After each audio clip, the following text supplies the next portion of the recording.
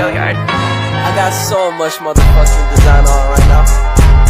Bring it down, bring it back, make it clap. I got 3 old thoughts, new guap, wear that thing. Bitches up a line, and you know. Assalamualaikum warahmatullahi wabarakatuh. Perkenalkan, kami dari kelompok 2 fikih dari kelas 8K akan mempresentasikan hasil diskusi kami mengenai hibah dan hadiah.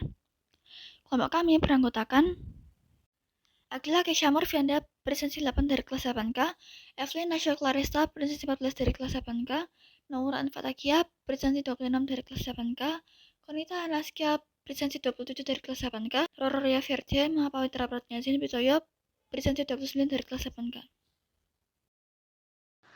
Pengertian hibah atau hadiah.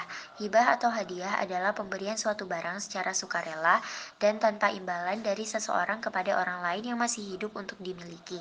Pemberian hibah jenis ini sudah biasa terjadi pada saat orang tua memberikan barang peninggalan kepada anaknya yang belum wafat. Pemberian hibah sendiri bisa juga dilakukan oleh kakak kandung kepada adik kandungnya seperti harta atau properti.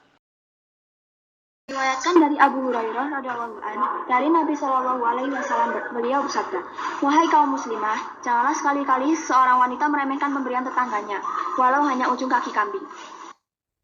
Hukum hibah dan hadiah adalah mubah atau boleh. Hibah tidak dapat ditarik kembali oleh penghibah kecuali hibah ayah kepada anaknya. Jika seorang ayah melihat bahwa dengan hibah tersebut, seorang anak justru menjadi terjerumus dalam kehidupan yang tidak diridhoi oleh Allah SWT. Rukun hibah. Dalam pelaksanaannya terdapat 4 rukun hibah yang harus dipenuhi sesuai dengan aturan dalam agama Islam. Di antaranya, yang pertama ada pemberi atau al-wahib. Rukun pertama dalam hibah yaitu pemberi atau al-wahib. Pihak yang disebut pemberi harus memenuhi beberapa syarat berikut ini. Yang pertama, pemberi merupakan orang yang merdeka atau mampu. Hibah yang dilakukan oleh seorang budak dianggap tidak sah karena dia dan semua miliknya merupakan milik tuannya. Yang kedua, pemberi merupakan seorang yang sehat. Yang ketiga, pemberi sudah dewasa atau balik. Dan yang terakhir, pemberi merupakan pemilik sah barang yang dihibahkan. Dalam hal ini tidak boleh menghibahkan harta orang lain tanpa izin karena si pemberi tidak memiliki hak kepemilikan terhadap barang yang bukan miliknya. Yang kedua, penerima hibah atau al-mauhub lahu. Sebenarnya tidak ada persyaratan tertentu bagi pihak penerima. Hibah bisa diberikan kepada siapapun yang dipilih oleh pihak pemberi. Namun, ada pengecualian, yaitu apabila hibah terdapat anak di bawah umur atau orang yang tidak waras akal pikirannya, maka harus diserahkan kepada wali yang sah dari mereka. Yang ketiga, barang yang dihibahkan atau al-mauhub.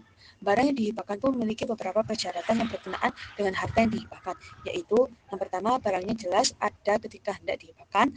Yang kedua, barang yang dihibahkan sudah diserah terimakan. Dan yang terakhir, barang yang dihibahkan adalah milik sang pemberi hibah. Lalu rukun yang terakhir yaitu tanda serah terima atau sikat.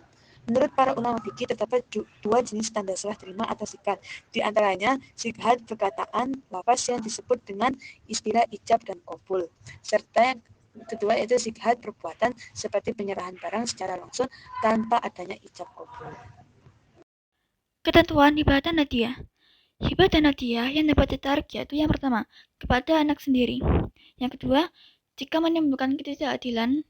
Yang ketiga, jika membuat percekcokan, perkelahian, atau pertengkaran. Yang keempat, jika mengandung unsur mudarat. Yang kelima, untuk menjadi alat introspeksi bahan renungan.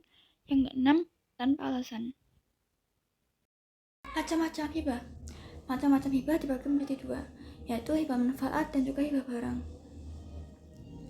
Hibah manfaat adalah ketika pemberi hibah memberikan harta atau barang kepada penerima, namun barang tersebut masih menjadi milik si pemberi, dengan harapan barang yang diberikan akan dimanfaatkan oleh penerima. Dalam hal ini, penerima hanya memiliki hak guna atau hak pakai saja. Yang kedua, hibah barang. Hibah barang adalah ketika pemberi harta maupun barang yang memiliki manfaat atau nilai kepada penerima dengan tanpa tendensi harapan apapun. Contohnya, seorang menghibahkan sepeda motor, mobil, pakaian, dan lain sebagainya. Macam-macam hadiah. Yang pertama, hadiah dari atasan ke bawahan. Pemberian hadiah ini sangat dianjurkan. Yang kedua, hadiah dari bawahan ke atasan. Pemberian ini tidak dianjurkan karena dapat termasuk pemberian gratifikasi, suap, atau memuluskan tujuan. Yang ketiga, hadiah antar sesama atau sepantaran. Pemberian ini diperbolehkan. Manfaat hibah. Manfaat hibah antara lain yang pertama yaitu terhindar dari sifat kikir atau bakil. Yang kedua, terbentuk sifat dermawan di dalam dirinya. Selanjutnya, dilapangkan rezekinya dan dimudahkan segala urusannya oleh Allah Subhanahu wa taala. Dan yang terakhir, nomor 4 yaitu tumbuh kesadaran bahwa harta itu semata-mata titipan oleh Allah Subhanahu wa taala. Selanjutnya yaitu ada manfaat hadiah. Manfaat hadiah terbagi menjadi 3, yaitu mendorong seseorang untuk berprestasi, mendidik seseorang untuk selalu menepati janji, dan yang terakhir terhindar dari sifat iri dan juga dengki. Hibah dan hadiah juga memiliki hikmah. Yang pertama yaitu menumbuhkan rasa sayang kepada sesama dan sikap tolong-menolong. Yang kedua mempererat tali silaturahmi antar saudara. Yang ketiga menghindari diri dari berbagai bencana. Lalu selanjutnya menjadi undur bagi suburnya kasih sayang. Yang kelima menghilangkan tipu daya. Dan yang terakhir menghilangkan sifat kedengkian.